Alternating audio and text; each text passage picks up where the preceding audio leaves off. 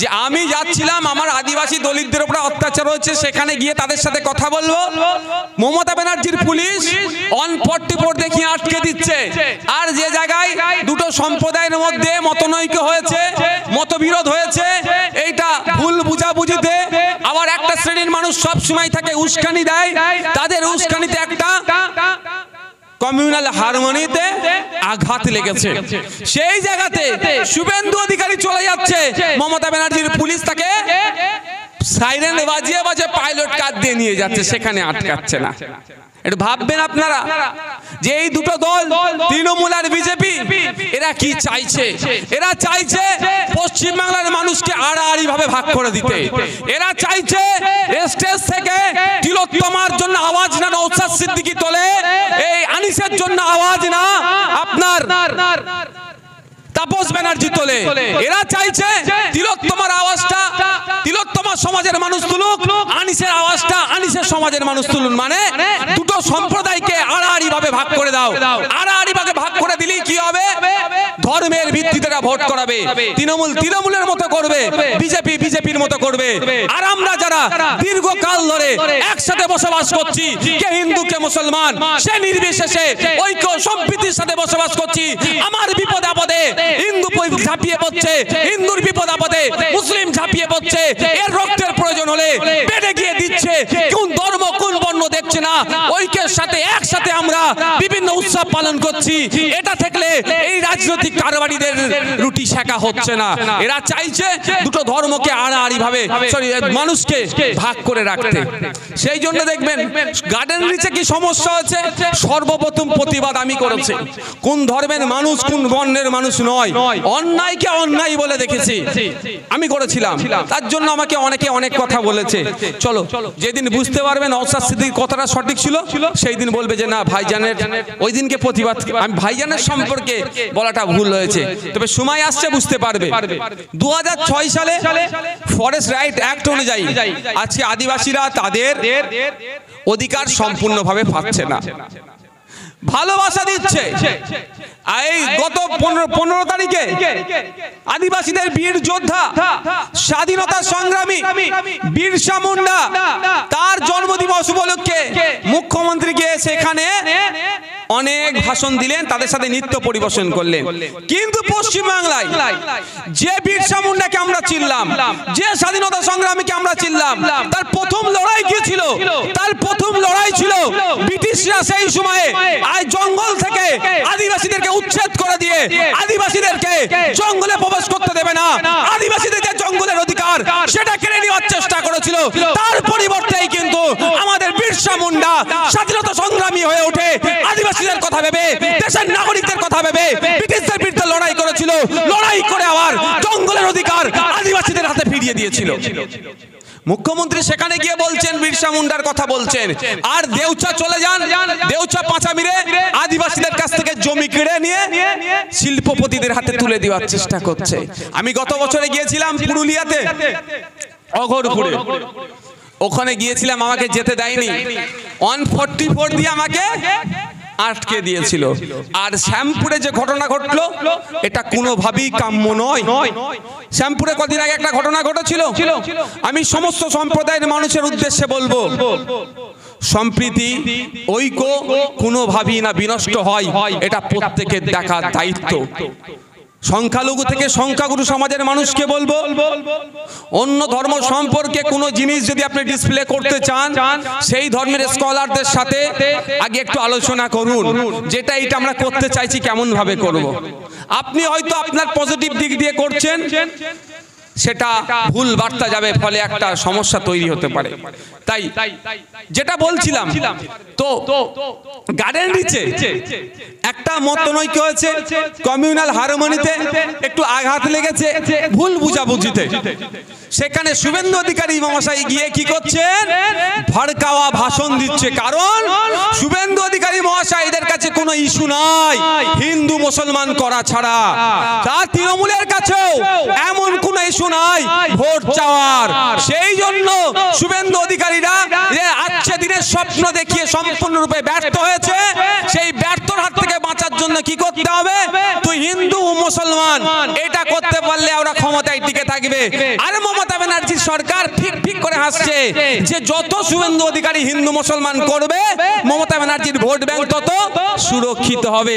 সেই জন্য কি করছে, শুভেন্দু অধিকারীকে আটকানো তো দূরের কথা, সামনে পাইলট কার দিয়ে বলছে যা গাড়ির নিচে চলে যা, যা শ্যামপুরে চলে যা, ওখানে গিয়ে এমন বক্তব্য দিবি হিন্দু মুসলমানের মধ্যে যেন আরো বিভেদ হয়ে যায়।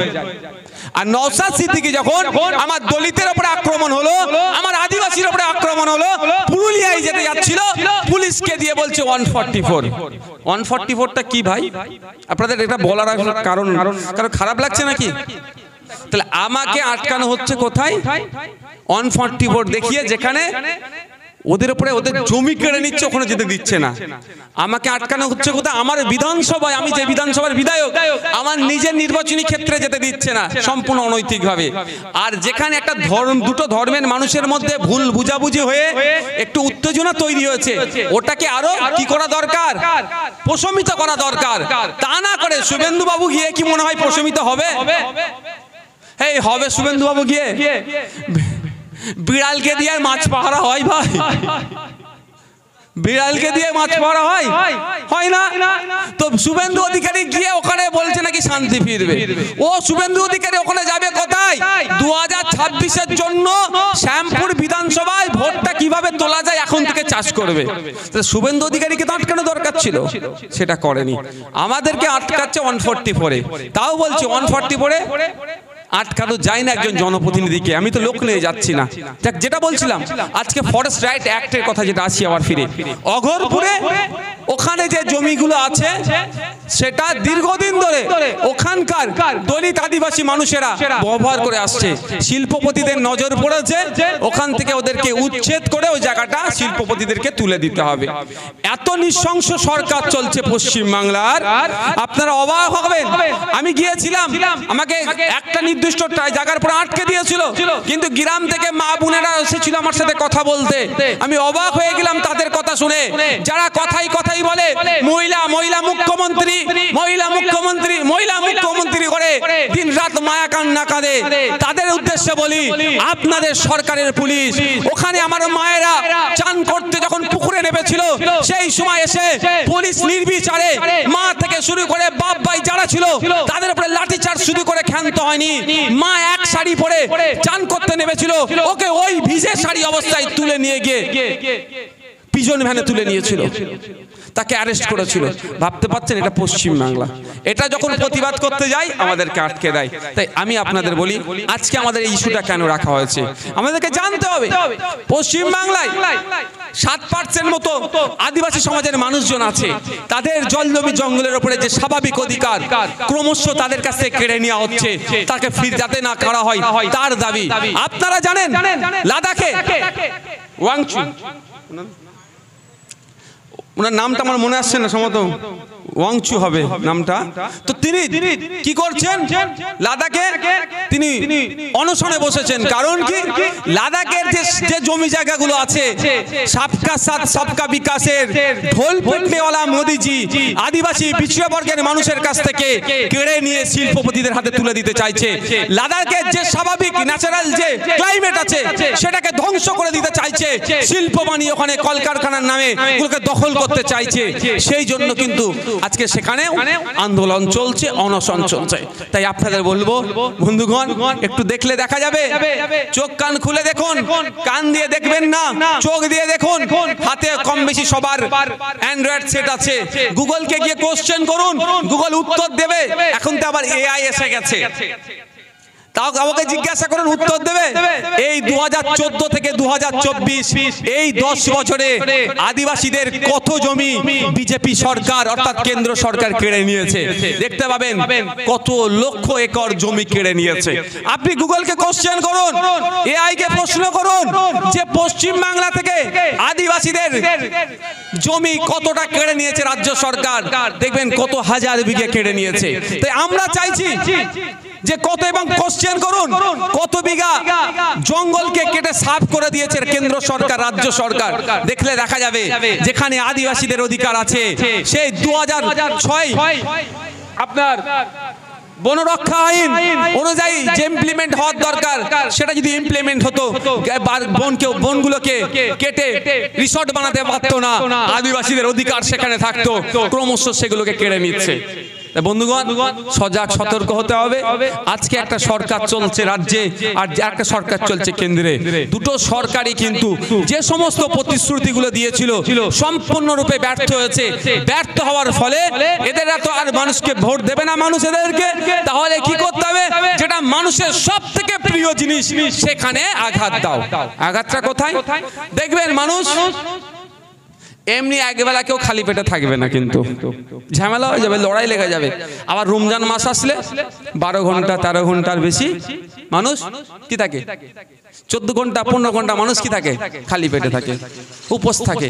পুজোর সময় অঞ্জলি দেওয়ার আগে সম্ভবত দুর্গা পুজোতে থাকতে হয়তো অঞ্জলি দেওয়ার আগে পর্যন্ত থাকতে হবে, উপোস থাকতে। আরো অন্য হিন্দু সমাজের, খ্রিস্টানদের, বিভিন্ন ধর্মের মানুষের দেখবেন এমনি সময় যেগুলো ধর্মীয় রীতি অনুযায়ী তারা উপোস থাকে, কিন্তু এমনি এক বেলা না খেতে রাখেন তো ঝামেলা লেগে যাবে।